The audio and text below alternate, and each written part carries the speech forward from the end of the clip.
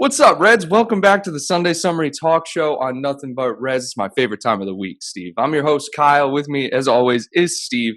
And guys, today we're going to review the Blackpool match yesterday. It was actually an amazing match two halves, really. We'll jump into some Gini Wijnaldum news as well. And we'll talk about some of the other transfer stuff, some of the interesting stuff. So as always, guys, throughout the show, leave your thoughts in the comments. Love reading the comments down below. And first off, Steve, how you doing, my man? Good. Yeah, keep the comments coming. A lot of good comments last week. Yeah, you got roasted last week. Some of them had me laughing my you-know-what off. You're not a real fan. Stop roasting the young guys. And to be fair, you were roasting a lot of people. I can see why people would think I was roasting the young guys. And none of it was personal. I just don't think they're ready for first-team football. And I think it's just depends on how serious you take the Community Shield. Because there was a handful of people that said, you know, Stephen, I agree with you. We need all the trophies that we can get.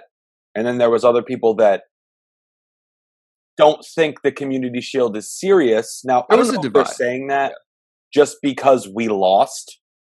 And if we won, they'd be singing a different tune. And, oh, so glad we started the season off with a trophy and some silverware. It's hard to say. But look, I can see both sides of the argument. And we're just back for another Sunday Summary. Let's rip it up. Dude, let's rip it up. Hindsight's 2020, right? I enjoyed last week's show. I thought last week's show was a belter. Oh, it absolutely was. And I don't change any of my opinions, by the way. We should have won the Community Shield. So let's look at the match from yesterday. And guys, it was really a tale of two halves. I mean, the first half, you know, Cometio, he tried to nutmeg Hamilton. And why is this all the way down here? He tried to nutmeg Hamilton, and he gave the ball up. Hamilton with a good finish near post. That was actually a really good finish. We go down 2-1 at the half, but coming out in the second half, once Klopp changed up the squad, I mean, we had everyone getting on the score sheet, okay? But first off, standout players for the first half. I got to say Matip looked excellent. Not just the goal, but there were times when they had broken through our back line, and Matip's recovery was excellent. He had 2 clearances from out of the box, 2 tackles, really, that were just insane. I missed Matip. I'm going to be completely honest with you. Cometio, he looks like he's 17 years old. And I'll put a little tag up top for you guys to check out the player profile I did on him. But he, honestly, he looks promising. Milner looked good. And, you know, Keita, Fabinho, Minamino, man, we got to talk about Minamino. Minamino had a stellar game yesterday, and I'm seeing a lot of people say that we should go to a 4-2-3-1 so we can specifically play Minamino. What are your thoughts on that? Well, I definitely think it's an option. I think we can't get too far ahead of ourselves after 2, maybe 3 solid preseason games. I definitely think, you know, we saw him more at the end of the last Premier League season. He was getting more playing time. We had the league all wrapped up. I'd like to see him get a few more appearances under his belt this year and kind of see where we go from there. I know that it's going to be interesting to see how we start the season. Personally, I don't see him starting week 1. I don't think we're there yet. But if he can keep stringing together solid performances, you know, keep scoring, then there's no reason why I don't think we should consider something like that. But that's a decision Klopp makes. I'm all for. I trust in him 100%. Oh, now you trust in Klopp. I always trust in Klopp. Always have. Dude, it was yesterday. I was watching Minamino and Keita play, and it's just like, they're just incredible, so underrated. People are like, we need more depth. We need marquee signings. People forget we got Minamino for $7 million.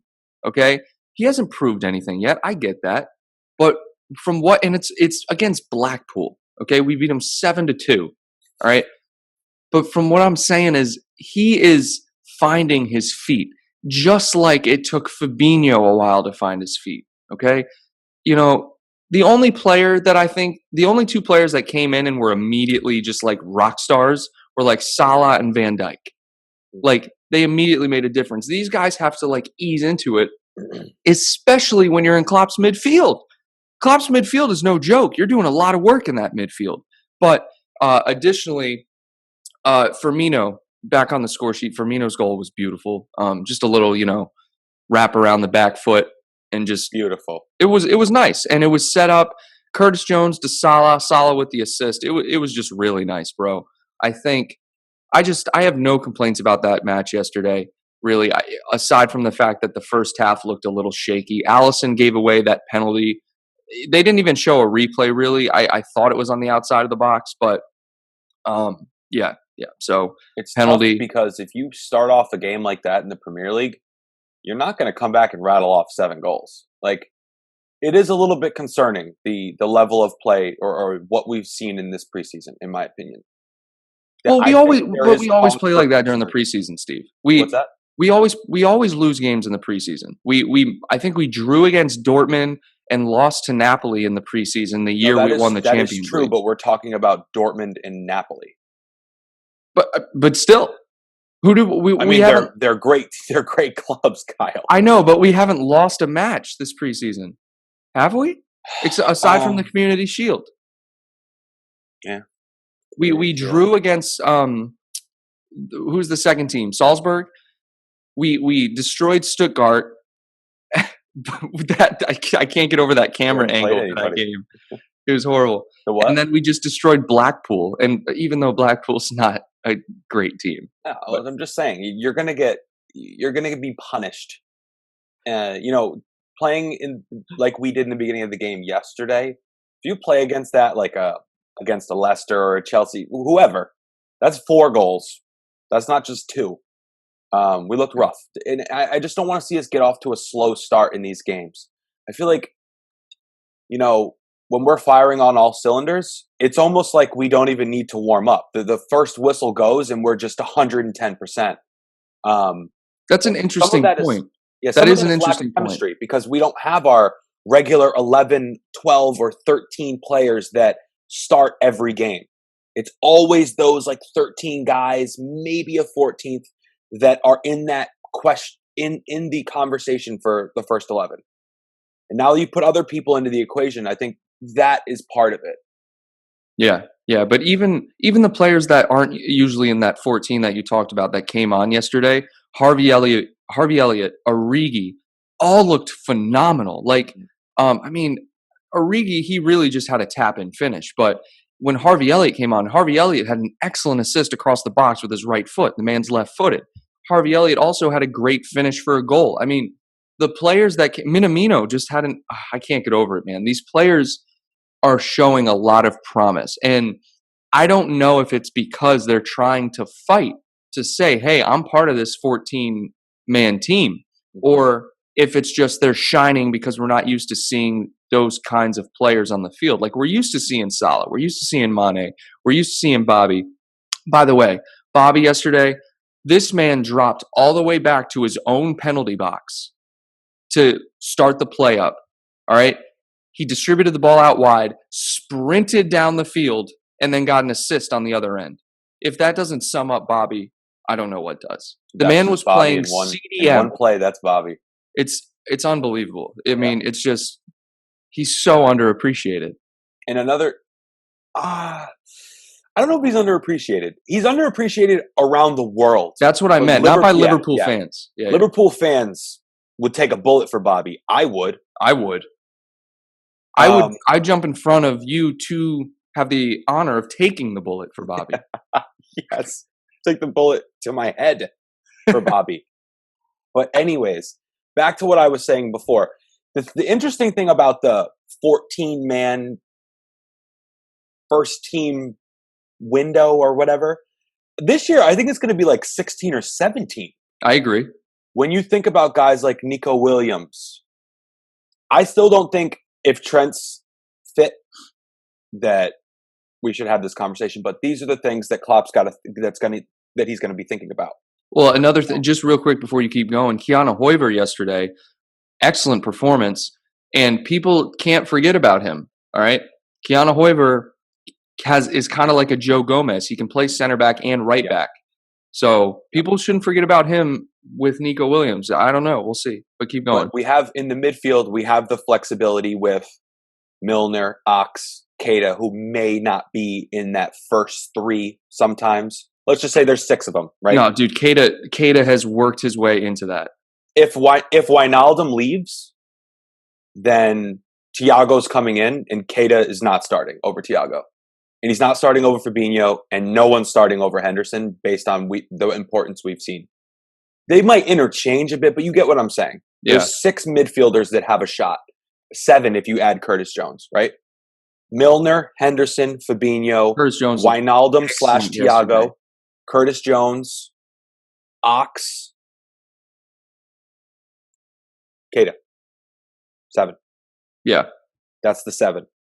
I don't think I'm missing anybody. No. 7 senior midfielders. Yeah. Yeah. So but that's them plus, we'll say, Origi up top, Minamino. I think it's bigger this year.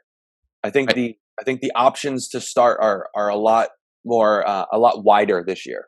No, I completely agree. And that kind of brings us to our next point is, so LFC Transfer Room, which is a relatively popular Twitter thread, but they reported through Fabrizio Romano, Barcelona board have already contacted the agents of Wijnaldum. Okay, that doesn't mean they contacted Liverpool guys. They contacted the agents of Wijnaldum. Barca are expected to submit official bids to Liverpool and Lyon on the next few days. They're convinced to sign both players for less than 50 to 55 million euros. That would be remarkable because Memphis Depay and Wijnaldum are great players. Okay. But what's interesting is Fabrizio Romano replied. He said, there's still no agreement between Barca and Liverpool, which is kind of what I just said. So let's see after their first official bid on next days, which I think he means in the coming days.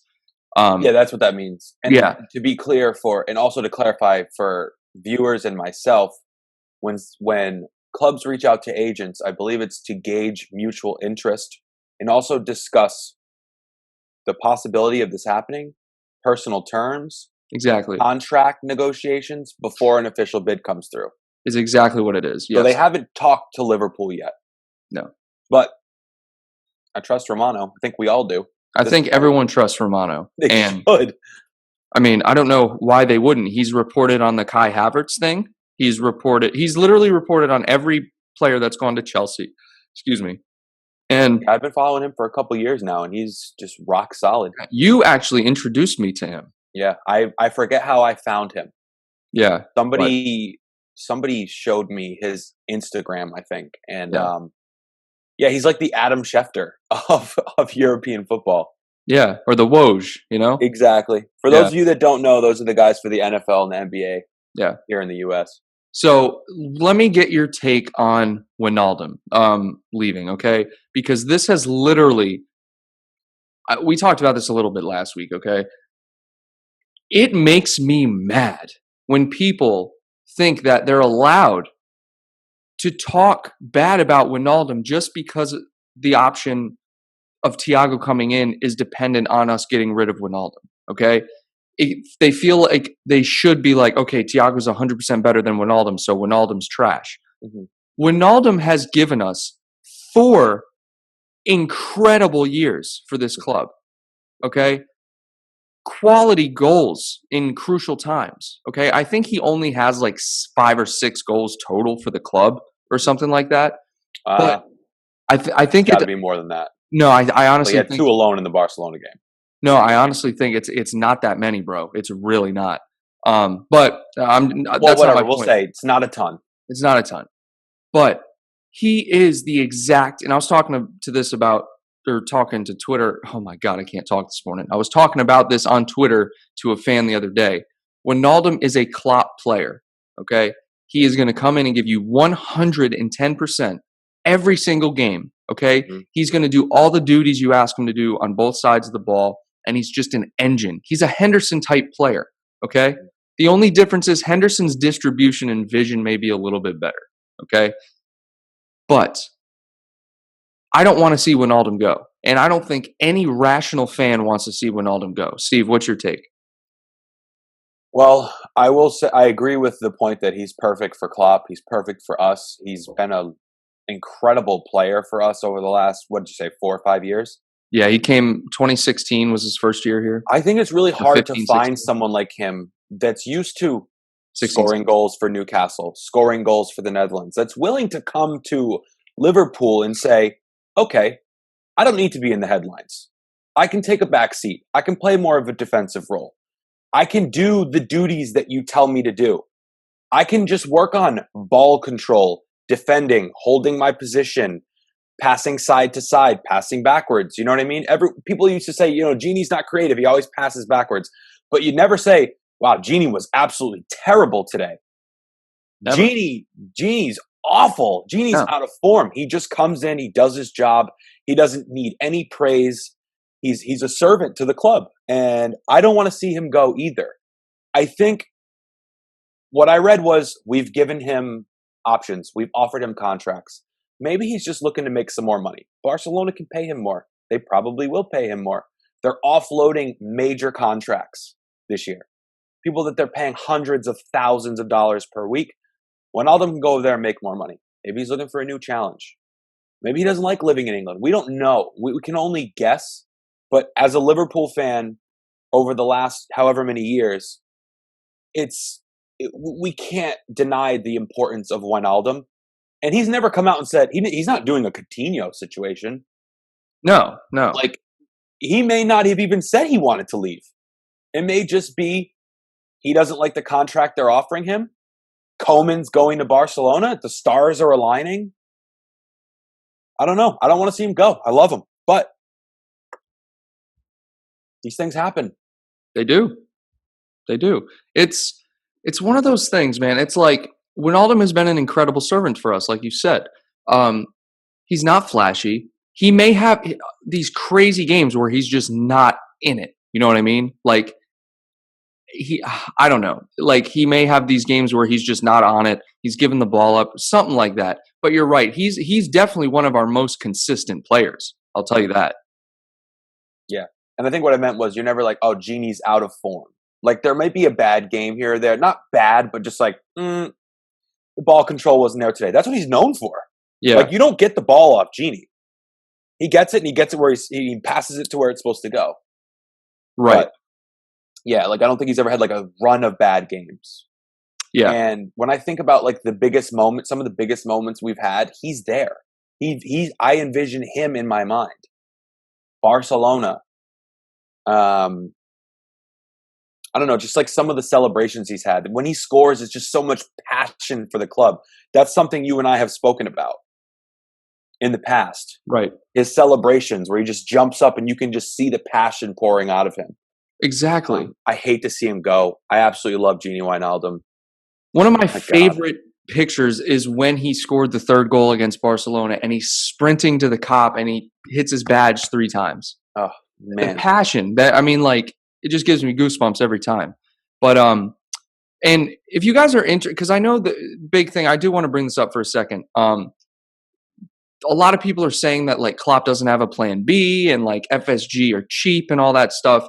There's a really interesting article that I want everyone to go check out. It's on AmericanScouser.com, but it's actually pretty interesting here. Transfer Madness LFC edition. You guys can go over there and check that out. I have a link in the description down below. But really, it's just they give you like 2 points and then misconceptions. It's a really good article. It's definitely worth a read.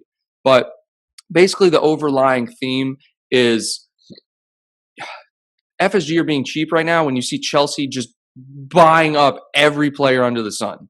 You know what I mean? And it's like, I don't think people realize that sure, you could go out and buy all these players, but like Liverpool don't have that luxury right now. Like, look, we're looking to offload, and these are really the other transfer rumors too.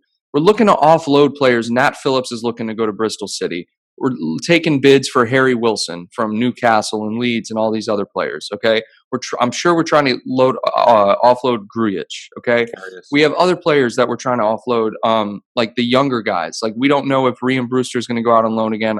I don't think he will until the January transfer window, if he does. But yeah, I think he said he's staying around. I know, but but Ben Woodburn, players like that, like players that are just we're trying to get rid of. so we're able to spend. We've been doing that this whole transfer window. We sold Dejan Lovren, and then we brought in Tsimikas. You know what I mean? So I just think it's interesting that people say we're cheap. Like, I don't see it. How do you improve a side that just had the season we had? You don't. You bring in little pieces that you need. We needed a backup left back. Mm-hmm. Okay? I think we need a fourth choice center back. I think everyone would agree with me.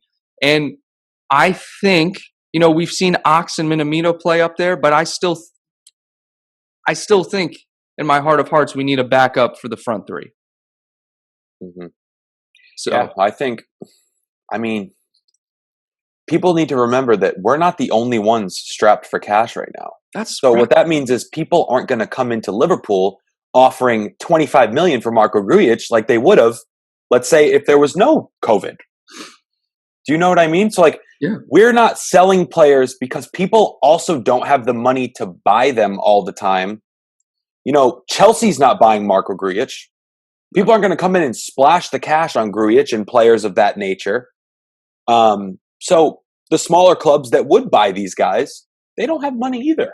They're not backed by a ton of finances like the Chelseas are and, the Man Cities are. It's like there's only a handful of clubs that can do that in this financial crisis. Also, we can't compare ourselves to Chelsea because they didn't spend money for like a year and a half. That's what people forget. They sold Hazard and Morata and brought in 200 mil off those two. Their net spend is only 200 mil for all these players. 213 mil. That's what I read this morning. Yeah. Because Thiago was on a free, Thiago Silva, and then Sarr was on a free, and then they ended up spending on Havertz, Werner, Ziyech, whoever the other one was. Yeah. So those are important things to keep in mind. Like, it's not FSG's. I don't even know if they're being cheap. We don't know how much money they actually have. Well, the Red Sox aren't bringing in any money. No, this is the thing. This is what people don't understand, okay? When you look at the Man City owners and you look at the Chelsea owners and then you look at FSG's net worth is at most $5 billion, okay? At most, all right? But then you look at the oil money owners. Their net worth is $10 billion plus.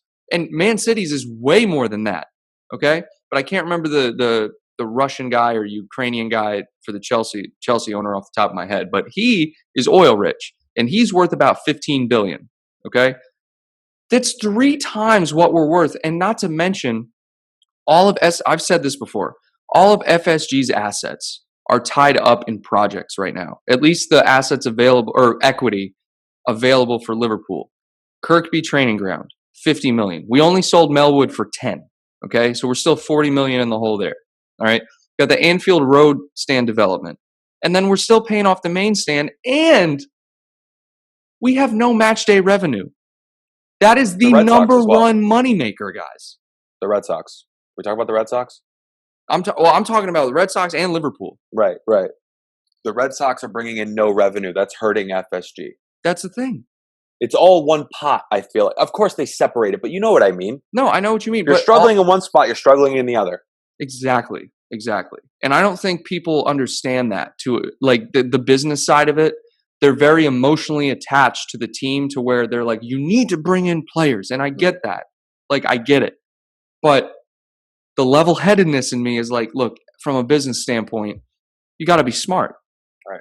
I'm the same way. I play both sides of the fence. I want to bring in players, but I also understand, like you do, that it's just not that simple.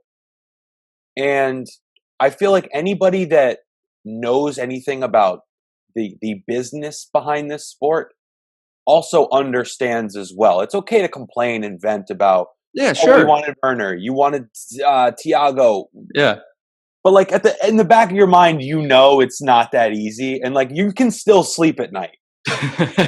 Right. Like FSG's not like spending hundreds of millions of dollars for the Red Sox and being like, Liverpool, good luck.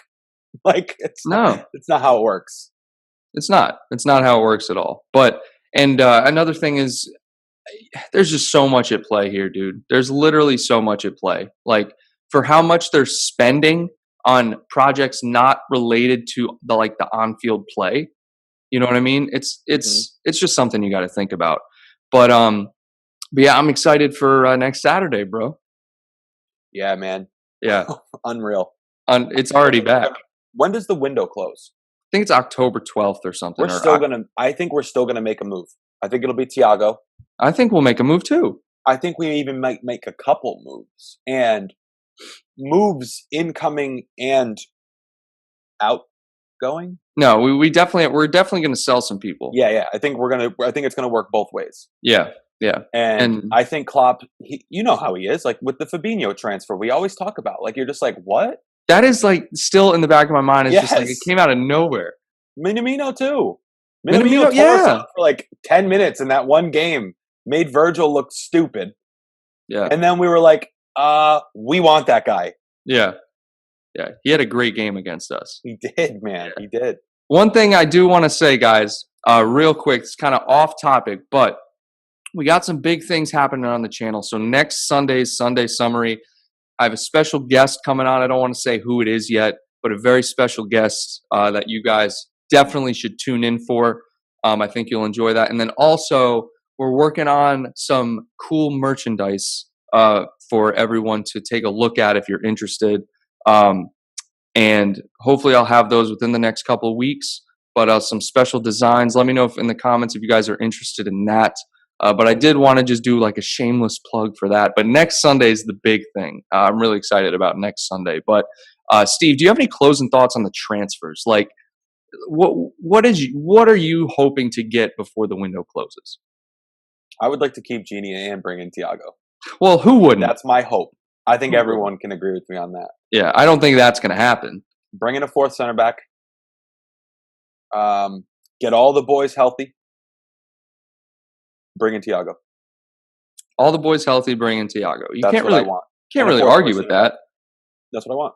And if Gini goes, it will hurt. The fact that he's such an unsung hero makes me love him even more. Yeah. It's like part of the reason why I love Bobby is because like he doesn't get the credit he deserves and he doesn't even care. You know what I mean? Yeah. You get those players that are underrated and then they have those interviews and they tell you how underrated they are. I feel like that more so happens in American sports where there's way more interviews. But you get what I'm saying. No, I 100% get what you're saying. It would hurt my heart to see Gini Wijnaldum walk out of Anfield. It would hurt so Another bad. thing I was talking to you about, I think it was you, but I don't know how, because in Europe, bro, the rumors are just brutal. I feel bad for like just sports over there. Like the US, like there's rumors, right? But it's like I don't know how to compare it. Like it's not every day something new is coming out. It's like Paul George is interested in a move to LA. Mm-hmm. And then that's it. That's all you hear. Yeah, and it's like true. Yeah, but like it's not fake. None of there's so much stuff that's just not true. Like we are every year Salah, Mane, or somebody is linked to Madrid. Yeah, and it's like Barcelona. What? It's like I couldn't do it. The stress levels would be way too high. It's just like Madrid buys Hazard, and then weeks later they're linked with Mane. Like they play the same position. It makes no sense. They're going to spend $100 million on two guys that play on the same side of the field. What? But you're right though. The stuff that comes out is just crazy. Now, granted, Hazard and Mane can move around. I know that. So before you guys blast me in the comments, I totally get that. But this is what I mean. Like L'Équipe from France, get out of here. Like you're not a reliable source for Liverpool transfers at all. Telemundo or whatever. Give me a break. Dude, it's just crazy. Like you'll hear a source in Switzerland commenting on English transfers or something. Oh my God. And the US does it too. ESPN FC, they say stuff and I'm like, dude, ESPN FC is rough. No. Their takes are rough. Oh, it's bad. It's pretty bad. It's Paul Joyce, James Pierce, Fabrizio Romano. Those are the only Melissa Reddy. Past all rumors. Instagram is cancerous for me because Twitter is even worse. Twitter is even worse. Oh, I need to start unfollowing some of these Liverpool fan pages because it's just they're all the same thing, and they just wait for a shitty news source to post something, and then they just quote it and put it in their caption. Dude, it's bad. It's really bad. And but you're right. There's literally only like a handful, like 5 reliable ones where I see something. I'm like, okay. Oh, Dominic King, that's another one. Dominic King. Okay. Melissa Reddy, you didn't say. Melissa Reddy, Dominic King. Yep. Yeah, but there's a lot of good ones. But guys, let us know what you think about everything in the comments down below. What did you think of the match yesterday? What did you think of the transfer rumors still going on? Do you want to see Nat Phillips leave? Do you want to see a 4th choice center back come in? Or do you want to see Comedio be that 4th choice? And again, check out, I put a tag at the beginning, and there's also a link in the description to the full player profiles. Go ahead and check out that Comedio video. It's a pretty good player profile. Steve, do you have any closing thoughts? Let us know if you guys would buy merch. Let us know what you'd like. I mean, t-shirts, basic stuff. Yeah, we got some cool designs. I got some. I've already started on cool designs and things like that. Very exciting, though. It's an evolution for the channel. It's something that's been in the works for a while. I think it'll accompany some giveaways for viewers and. Yeah, absolutely. Big stuff happening here. And it's all about the community, repping the Nothing But Reds community. So if you guys, like Steve said, if you are interested, let us know down below. You can also send me DMs on Twitter. That's probably the best way to reach me. I do respond to as many comments as I can in the comments below.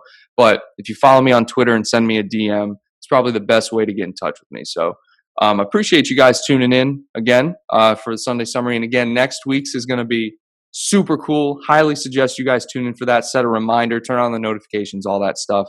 And until next time, Reds, take care.